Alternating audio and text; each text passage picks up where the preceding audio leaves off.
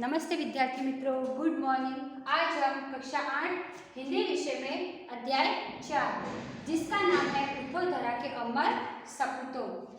इस के कवि है द्वारिका प्रसाद माहेश्वरी और इस कविता का प्रकार है संगान। सबसे पहले हम ये जानेंगे कि ये कविता हमें क्या सिखाना चाहती है, कि द्वारिका प्रसाद माहेश्वरी है वे हमें क्या समझाना चाहते हैं, इस काव्य के माध्यम से क्या सिखाना चाहते हैं। इस काव्य को समझने से पहले हम द्वारिका प्रसाद माहेश्वरी के जीवन के बारे में थोड़ी सी जानकारी प्राप्त करते हैं।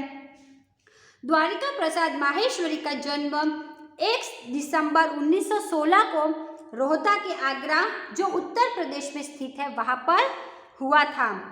उन्होंने 6 काव्य संग्रह, 2 खंड काव्य, 26 बाल साहित्य, 3 कहानी संग्रह तथा अन्य साहित्यों की रचना की थी।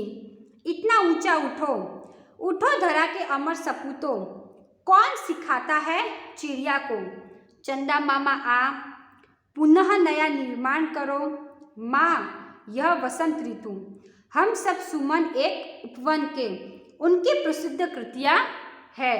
अब ये जो कविता है, ये जो काव्य है उठो धरा के अमर सपूतों, इसमें माहेश्वरी जी हमें क्या समझाना, क्या सिखाना चाहते हैं, कि इस संगगान के माध्यम से वे हमें क्या संदेश देना चाहते हैं। तो हम सबको पता है कि सदियों तक हमारा देश क्या था, अंग्रेजों का गुलाम था। ठीक 15 अगस्त 1947 को ब्रिटिश सत्ता के हाथों से हमें क्या मिली थी, गुलामी से आज़ादी मिली थी, गुलामी मिली, जिसे हम मुक्ति भी कह सकते हैं। सदियों गुलाम रहने के बाद आज़ादी का एक सवेरा हुआ था, एक नया सूर्योदय हुआ था। ये जो कविता है उसी समय की रचना है।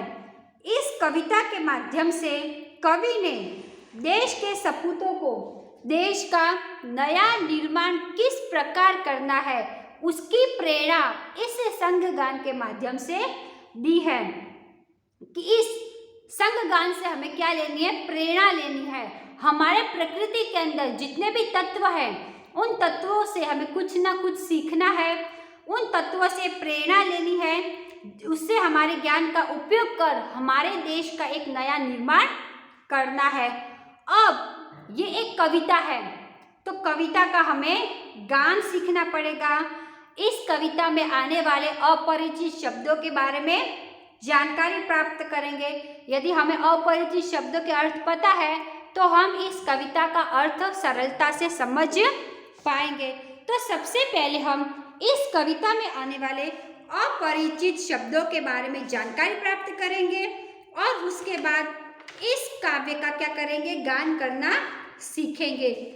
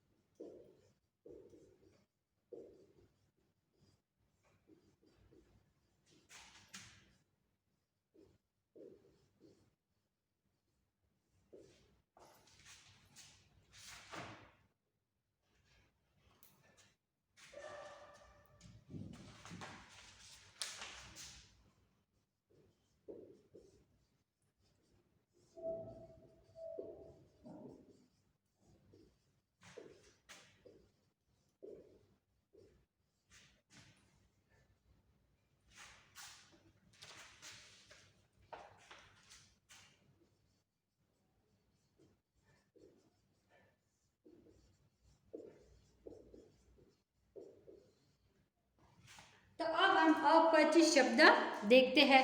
सबसे पहला है धरा, धरती, सपूत, अच्छा पुत्र, पुनः, फिर, नव, नया, आस, आशा, सुमन, फूल, विहग, पक्षी, नूतन, नया, वीणा, सितार जैसा एक वाद्य यंत्र, सुनहरी, सोने जैसी नई चमकीली, गुंजित, गुंजा से युक्त, आह्वान, आह्वान का अर्थ है पुकारना या किसी को बुलाना। ये थे इस काव्य में आने वाले अपरिचित शब्द। अब हम इस काव्य का गान सीखेंगे कि किस प्रकार इस संध्य गान का गान किया जाता है। उठो धरा के अमर सपूतो, पुनः नया निर्माण करो, जन जन के जीवन में फिर से नव स्फूर्ति नव प्राण भरो। नई प्रात है, नई बात है, नई किरण है, ज्योति नई, नई उमंगे, नई तरंगे, नई आस है, सांस नई, युग युग के मुरझे सुमनों में नई नई मुस्कान भरो। उठो धरा के अमर सपूतो, पुनः नया निर्माण करो। डाल डाल पर बैठ विहग कुछ नए स्वरों में गाते हैं, गुनगुन गुनगुन करते भौरे मस्त उधर मंडराते हैं। नवयुग की नूतन वीणा में नया राग नव गान भरो। उठो धरा के अमर सपूतो, पुनः नया निर्माण करो। कली कली खिल रही इधर, वह फूल फूल मुस्काया है, धरती माँ की आज हो रही नई सुनहरी काया है। नूतन मंगलमय ध्वनियों से गुंजित जग उद्यान करो। उठो धरा के अमर सपूतो, पुनः नया निर्माण करो। सरस्वती का पावन मंदिर, शुभ संपत्ति तुम्हारी है, तुम में से हर बालक इसका रक्षक और पुजारी है। शत शत दीपक जला ज्ञान के, नवयुग का आह्वान करो। उठो धरा के अमर सपूतो, पुनः नया निर्माण करो। तो ये था इस काव्य का गान, इस काव्य का राग। इस प्रकार हमें इस काव्य का गान करना है। तो आज इस वीडियो में हमने इस काव्य में आने वाले अपरिचित शब्द और इसका गान किस प्रकार किया जाता है वो हमने सीखा। नेक्स्ट वीडियो में हम इस काव्य का भावार्थ समझेंगे कि कवि है कि हमें क्या समझाना चाहते हैं। ये जो अपरिचित शब्द लिखे हैं, ये अपरिचित शब्द है वो आपको अपनी नोटबुक के अंदर लिखने हैं। Thank you.